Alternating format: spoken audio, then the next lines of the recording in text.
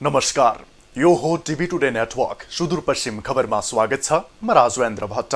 सुरु गरौं अहिलेसम्मका प्रमुख खबरबाट। बैतडीको झुलागाण्डाका सोमबारदेखि खुला। भारतीय पेन्सनधारी नेपाली नागरिकलाई सहज मङ्सिर 12 गतेसम्म नाका खुला रहने।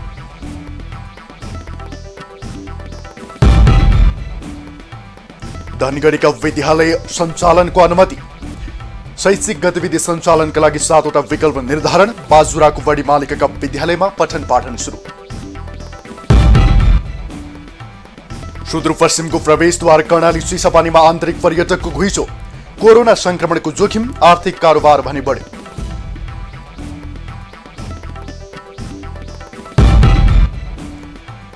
निर्माणाधीन धनगढी सिटी हलले गति लिँदै 70% काम सम्पन्न। आउँदो असारभित्र आयोजना पूरा हुने।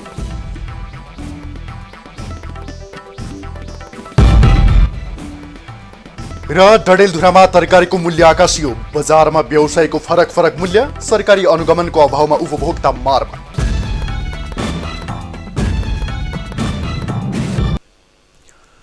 अब सुदूरपश्चिम खबर विस्तारमा। भारतसँग सिमाना जोडिएको बैतडीको झुलाघाट नाका सोमबारदेखि 5 दिनका लागि खोलिएको छ। नेपाल सरकारको निर्णय जिल्ला प्रशासन कार्यालय बैतडी र डीएम कार्यालय पिथौरागढीको समन्वयमा नाका खोलिएको सहायक प्रमुख जिल्लाधिकारी लोकेन्द्र सिंह नेगीले जानकारी दिनुभयो। भारतीय पेन्सनधारी नेपाली नागरिकहरूको समस्यालाई ध्यानमा राखेर नाका खोलिएको हो। भारतीय पेन्सनधारी नेपाली नागरिकले लामो समयदेखि पेन्सन बुझ्न पाएका छैनन्, त्यसैले उनीहरूको समस्यालाई मध्यनजर गरेर 5 दिनका लागि नाका खोलिएको जिल्ला प्रशासन कार्यालय बैतडीले जनाएको छ। कोरोना भाइरसका कारण सिमानाका झुलाघाट गएको चैत्रदेखि बन्द रहेको छ। पेन्सनधारीहरूलाई पेन्सन बुझ्ने प्रयोजनका लागि सोमबारदेखि मङ्सिर 12 गते शुक्रबारसम्म नाका खुला रहने बताइएको छ। धनगढी उपमहानगरपालिकाले सुरक्षाका मापदण्डहरू पालना गरी पठन पाठन सञ्चालन गर्न विद्यालयलाई अनुमति दिएको छ। उपमहानगरपालिकाले आइतबार सामुदायिक तथा संस्थागत विद्यालयहरूलाई पत्राचार गर्दै स्वास्थ्य सुरक्षाका मापदण्ड अपनाउँदै पठन पाठन सञ्चालन गर्न अनुमति दिएको हो। विद्यालय सञ्चालन कार्यढाँचा 2077 अनुसार संक्रमणको जोखिम, विद्यार्थीहरूको संख्या, भौतिक पूर्वाधारलाई समेत हेरेर विभिन्न 7वटा विकल्पहरूको प्रयोग गरी शैक्षिक कार्यक्रम सञ्चालन गर्न भनिएको छ। उपमहानगरपालिकाले दिएका विकल्पहरूमा सबै विद्यार्थी राखेर कक्षा एकै समयमा सञ्चालन गर्ने, अलग अलग शिफ्टमा कक्षा तथा तह सञ्चालन गर्ने, विद्यालय खुल्ने तथा कक्षा सञ्चालनको अवधि छोट्याउने, अवस्था हेरी तल्लो कक्षालाई पहिले वा माथिल्लो कक्षाका विद्यार्थीहरूलाई पहिले, जोखिम र अवस्था हेरी सञ्चालन गर्ने विकल्प दिइएको छ। कञ्चनपुरको बेतकोट नगरपालिकामा अवस्थित लिङ्गा क्षेत्रलाई प्रमुख पर्यटकीय गन्तव्यको रूपमा विकास गरिने भएको छ। बेतकोट नगरपालिकाले लिङ्गा क्षेत्रलाई नगरकै पर्यटकीय क्षेत्रको रूपमा परिवर्तन गर्नको लागि विशेष कार्ययोजना बनाएर अगाडि बढिरहेको जनाएको छ। जिल्लाकै प्रमुख पर्यटकीय गन्तव्य हुँदै गएको लिङ्गा क्षेत्रमा पछिल्लो अवस्थामा नगरपालिकाले सो क्षेत्रको पर्यटन प्रवर्धनका लागि विशेष योजना बनाएको हो। बेतकोट नगरपालिकाका अनुसार धार्मिक तथा सांस्कृतिक रूपले प्रसिद्ध रहेको लिङ्गा क्षेत्रलाई पर्यटकीय गतिविधि बढाउन विभिन्न योजना अघि सारिएको जनाएको छ। ऐतिहासिक धार्मिक स्थल छ, त्यहाँ जानका निमित्त र सेल्फी पोइन्टका निमित्त पनि एउटा झोलङ्गे पुल निर्माण गर्नका निमित्त यसको डिपिआर तयार भएर उपभोक्ता समिति निर्माण भएर पनि अबको यसै आर्थिक वर्षबाट अबको केही दिनपछि निर्माणको काम अगाडि बढ्ने किसिमले हामीले त्यहाँ धार्मिक तथा पर्यटकीय सम्भावना बोकेको लिङ्गा क्षेत्रको ऐतिहासिक तथा धार्मिक महत्त्व रहेको छ। बाजुराको बढीमालिका नगरपालिकाका सबै विद्यालयहरूमा आइतबारदेखि पठन पाठन सुरु भएको छ। कोभिड-19 संक्रमणका कारण विगत 8 महिनादेखि बन्द रहेको नगरपालिकाका सम्पूर्ण विद्यालयहरू आइतबारदेखि खुलेका हुन्। नगरपालिकाको शिक्षा समिति तथा त्यहाँका विद्यालय व्यवस्थापन समिति र नगर शिक्षा समितिको बैठकले कोरोना संक्रमणका कारण लामो समयदेखि बन्द भएका विद्यालयहरूमा अध्ययन अध्यापन सुरु गर्ने निर्णय गरेसँगै सबै सरकारी तथा निजी विद्यालयहरू खुलेको मालिका नमुना माध्यमिक विद्यालयले जनाएको छ। नगर शिक्षा समितिको बैठकले मङ्सिर 3 गतेबाट सञ्चालन गर्ने निर्णय गरेको भए पनि 11 कक्षाको परीक्षाका कारण आइतबारदेखि स्वास्थ्य सुरक्षाका मापदण्डको पालना गरेर विद्यालय सञ्चालनमा ल्याइएको हो।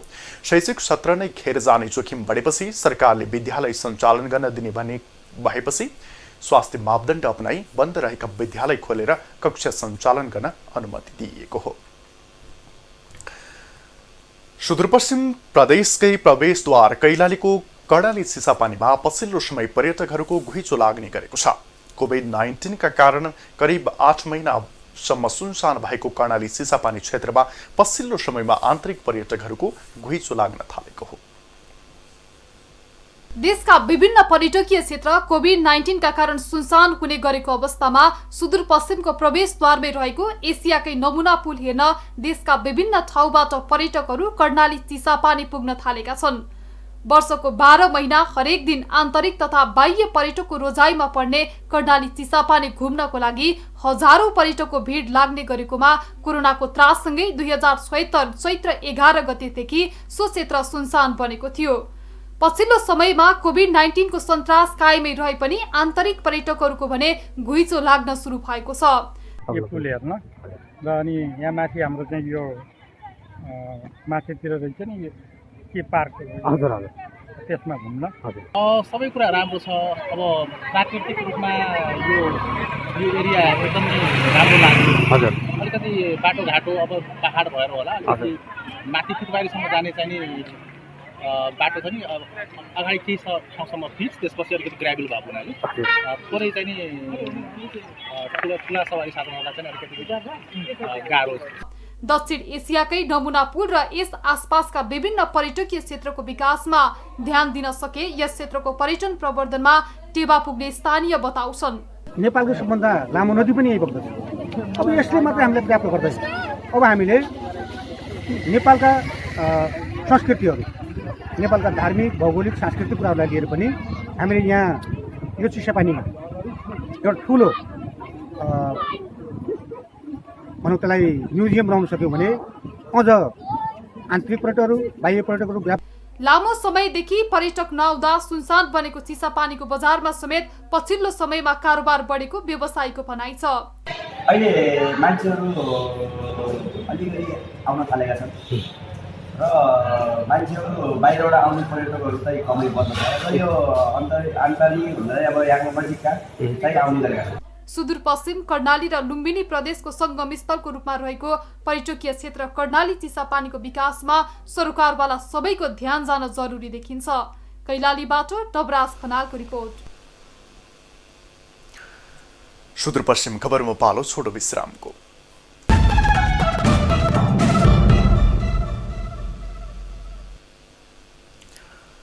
अब बाँकी खबर।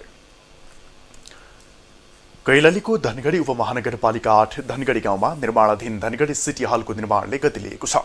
कोरोना कहरले विकास निर्माणका कार्य प्रभावित भएका बेला संघीय सरकारको लगानीमा निर्माणाधीन सो धनगढी सिटी हलको निर्माण कार्यले भने गति लिएको हो। सिटी हल सुदूरपश्चिम प्रदेशकै ठूलो भएको बताइएको छ। संघीय आयोजना कार्यान्वयन इकाइ धनगढीका प्रमुख इन्जिनियर महेश बहादुर सिंहले सिटी हलको निर्माण कार्य सन्तोषजनक रहेको बताउनुभयो।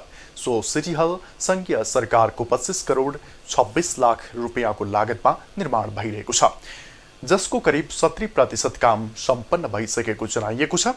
आउँदो 2078 असार 9 गते निर्माण सम्पन्न हुने बताइएको छ। धनगढी सिटी हलको निर्माण कार्यमा लकडाउनले झण्डै 3 महिना काम रोकिए पनि सम्झौता मितिभन्दा अगाडि नै काम सम्पन्न गर्ने गरी काम भइरहेको निर्माण व्यवसायको दाबी छ।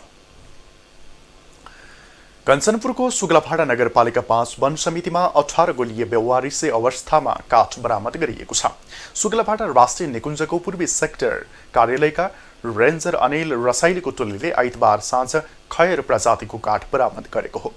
बरामद काठबारे छानबिन भइरहेको रेन्जर रसाइलीले बताउनु भएको छ। बरामद काठ निकुञ्जको मध्यवर्ती क्षेत्रमा रहेको नागेश्वर सामुदायिक वनको रहेको बताइएको छ। बरामद काठलाई निकुञ्ज कार्यालयले नियन्त्रणमा लिएको छ। बैतडीको पञ्चेश्वर गाउँपालिका वार्ड नम्बर 2 कार्यालयले वडाभित्र रहेका कृषकहरूलाई व्यावसायिक बनाउनको लागि वडाभित्र केरा पकेट क्षेत्र निर्धारण गरेको छ। अहिले त्यहाँका किसान व्यावसायिक रूपमा केरा खेतीमा लागेका छन्। गहुँ, मकै र धान लगाएर खान मात्रै पुग्ने वडाका किसानहरूलाई सोही खेतमा उन्नत जातको केरा लगाएर आत्मनिर्भर र व्यावसायिक बनाउन लागेको वडा अध्यक्ष दशरथ मङ्गोलाले जानकारी दिनुभयो। वडाको 100 रोपनी जमिनमा किसानले अहिले केरा खेती लगाएका छन्। छोटो समयमा राम्रो आम्दानी हुनेमा किसानहरू विश्वस्त रहेका छन्। लटरम्म फलेको केराको लागि अहिले वडा कार्यालय बजार व्यवस्थापनमा खटेको छ। वडा कार्यालयले केराको बिउ, औषधि, मल र प्राविधिक सहयोग गरेपछि कृषकहरू केरा खेतीमा लागेका हुन्। सुदूरपश्चिम खबरमा फेरि छोटो विश्राम।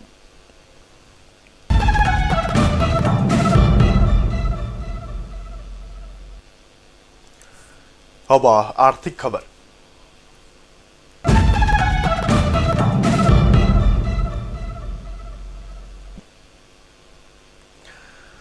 बजारमा तरकारीको भाउ आकाशिनु सामान्य जस्तै भइसकेको छ। अरू बेलामा अनेक वाहनमा व्यापारीहरूले तरकारीको मूल्य आफू खुसी तोक्ने गरेका छन्, जसका कारण किसानहरूले श्रमको मूल्य समेत पाउन सकेका छैनन् भने उपभोक्ताहरू महँगो तरकारी खान बाध्य भएका छन्। उपभोक्ताहरूका अनुसार तरकारीको भाउ एकै दिनमा पनि फरक हुने गरेको छ। डडेलधुरामा एकै दिनमा तरकारीको मूल्य फरक हुने गरेको पाइएको छ। बिहान एउटा मूल्यमा किनेको तरकारी दिउँसो अर्कै र बेलुका झन् अर्कै हुने गरेको हो। तर व्यापारीहरू भने तरकारीको मूल्य आफूहरूले किन्दा नै एकै दिनमा फरक परेकाले महँगो भएको प्रतिक्रिया दिएर आफू पन्सिन खोजेका छन्। बजारमा तरकारीमा एकात्मक प्रणाली भए यो समस्या नआउने थोक विक्रेता टेकराज पनेरुको भनाइ छ। 3 चोटि माल किन्नुपर्छ। 3 चोटि माल किन्दा पनि बिहानी, दिउँसो र साँझ माल खरिद हुन्छ। खरिद हुँदाखेरि तरकारीको रेट बढिसकेको हुन्छ, किनकि तराईबाट आउने तरकारी र पहाडबाट जाने तरकारीको दुईटैको रेट एउटै जुझाउनलाई पनि हामीले त्यो गर्नुपर्छ। तराईबाट जसरी 40 मा खरिद भयो भने हामीले यहाँ 40 मा किन्नुपर्छ। बजारमा जनगुनासोको कुराहरू के सुनिन्छन् भने कसै पसलमा 40 पर्यो, कसै पसलमा 50 पर्यो र कसैमा 60 पर्यो भन्छन्। किनकि 3 व्यक्तिका त्यो काउली पुग्यो भने मबाट किन्ने थोक विक्रेताले अर्को विक्रेतालाई बेच्यो भने अर्कोले पनि ग्राहकलाई बेच्दाखेरि त्यो 3 मूल्य त्यसरी निर्धारण हुन्छ। तर हाम्रो यहाँ सब्जी मण्डीको अवधारणा भएन। सब्जी मण्डी भएर अन्डर सिस्टमबाट तरकारी कलेक्सन हुने र एउटै बिलमा बजारमा जाने भए यो समस्या आउँथ्यो। अस्वाभाविक रूपमा तरकारीको मूल्य बढ्नुलाई उपभोक्ताले बिचौलियाको बिगबिगी भनेका छन्। 35 रुपैयाँ प्रति केजीका दरले पाइने गोलभेडा अहिले 80 देखि 100 रुपैयाँ भएको छ। यस्तै करेला 25 रुपैयाँबाट 60 रुपैयाँ पुगेको छ। यस्तै काउली 25 रुपैयाँबाट बढेर 65 रुपैयाँ पुगेको उपभोक्ता बताउँछन्। बिचौलियाका कारणहरूले जस्तो मानौ 35 मा काउली खरिद गरियो भने हामीहरूलाई 50 भन्दा तल मिल्ने सम्भावना एकदमै न्यून हुन्छ। त्यो भएको हुनाले यसको मूल्य सहजीकरणको लागि सब्जी मण्डीको व्यवस्था गरिनुपर्छ र एकरूपता कायम हुनुपर्छ। जानकारहरू भने बजारलाई सरकारी निकायको अनुगमनमा सक्रियता नहुँदा उपभोक्ताको भान्सा महँगिएको बताउँछन्। बजार अनुगमनलाई तीव्रता दिन सके तरकारीमा कृषकले उचित मूल्य मात्र पाउने छैनन् कि उपभोक्ताले समेत सर्वसुलभ मूल्यमा तरकारी उपभोग गर्न पाउनेछन्। डडेलधुराबाट हरिश चन्दको रिपोर्ट। अब जनआवाज।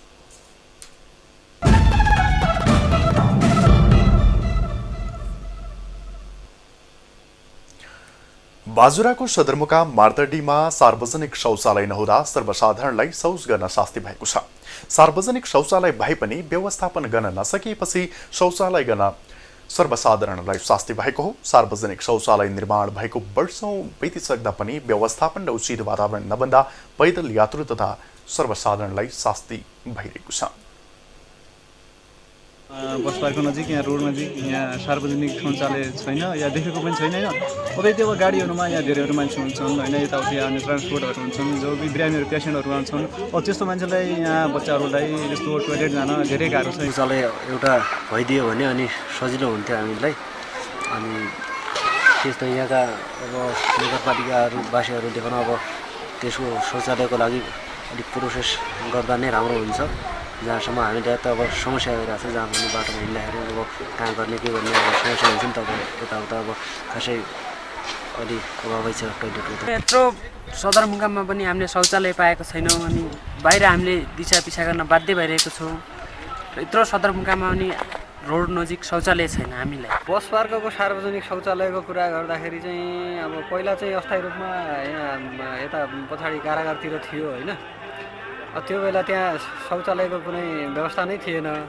पछिल्लो समयमा उतापट्टि चाहिँ के अरे बस पार्क बनाइसकेपछि अब शौचालय त्यहाँ बनाउनु त बनाएको छ, सानो टिनको टहरा गरेर बनाएको छ, त्यहाँ गाडी नै जाँदैन। बाटो नजिकै शौचालय भएको होइन, अब त्यस्तो भयो सनकोट राखेको होइन, बरु कुनै मान्छे चौकीदार राखे पनि होइन, ठाउँ ठाउँमा त्यस्तो हुन्छ नि त, चौकीदार 5 रुपियाँ 10 रुपियाँ दिएर पनि होइन, त्यस्तो गर्नु नै राम्रो हो। सुदूरपश्चिम खबर सक्यो। बिदा लिनु पूर्व प्रमुख खबर फेरि एकपटक। बैतडीको झुलागाड नाका सोमबारदेखि खुला। भारतीय पेन्सनधारी नेपाली नागरिकलाई सहज मङ्सिर 12 गतेसम्म नाका खुला रहने।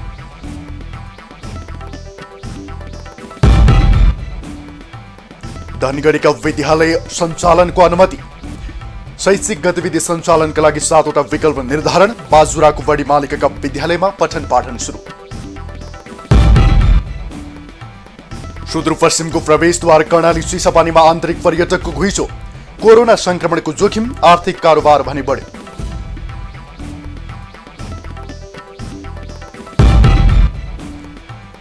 निर्माणाधीन धनगढी सिटी हलले गति लिँदै 70% काम सम्पन्न।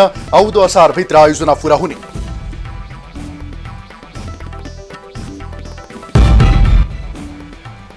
र डडेलधुरामा तरकारीको मूल्य आकाशियो। बजारमा व्यवसायको फरक मूल्य, सरकारी अनुगमनको अभावमा उपभोक्ता मारमा।